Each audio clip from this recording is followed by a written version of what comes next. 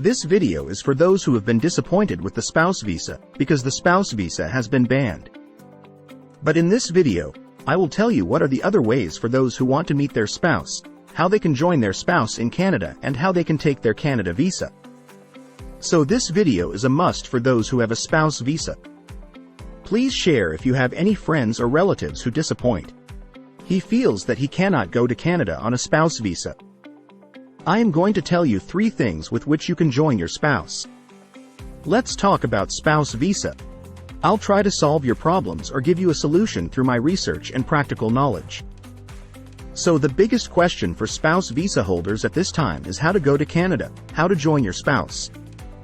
So I am going to tell you 3 points. These are the 3 things with which you can join your spouse. So first of all, if your spouse has gone from here after doing a bachelor, whether he has gone for the PG program, you can also join because the spouse is not yet closed for the masters. So I will recommend this only if your spouse has not gotten the visa. If you are going to apply, then you give preference to the master. If the visa has also come, then also try. If at the same university or in any other university you can take the master's program, you can switch the program. It will be beneficial for you. Then you can do masters. Apart from this, those student, it is important listen carefully, many people do not know about it.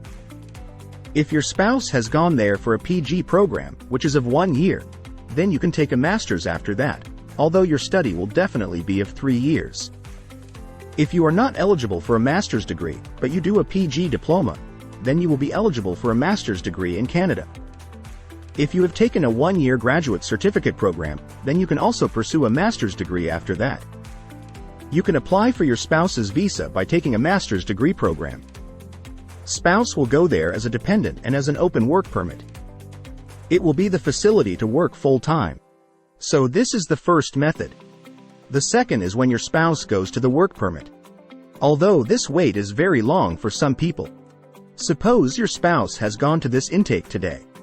So naturally you will have to wait for 2 years. But let me tell you here that many people have a doubt about this thing. The spouse visa is banned for all. If your spouse is on a work permit in Canada, then you can apply for your spouse visa at any time. So the second method is that you wait. After your spouse's study is completed, you can apply for their visa. But here I would like to give a warning. If your spouse has a 1-year program, then after that, you do not take a work visa.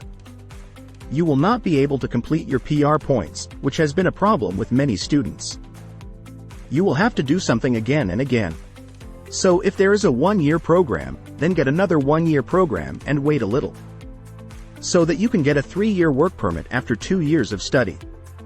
This is a warning, note it carefully.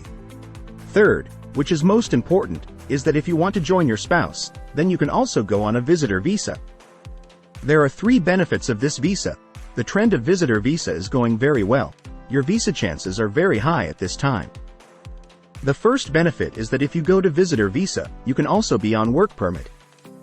If you have a good skill, if a company recruits you through LMIA, you can convert your visitor visa into a work visa. This is the first option. The second benefit is that if you go there, you will naturally get a visa. After the visa, you will be able to enter.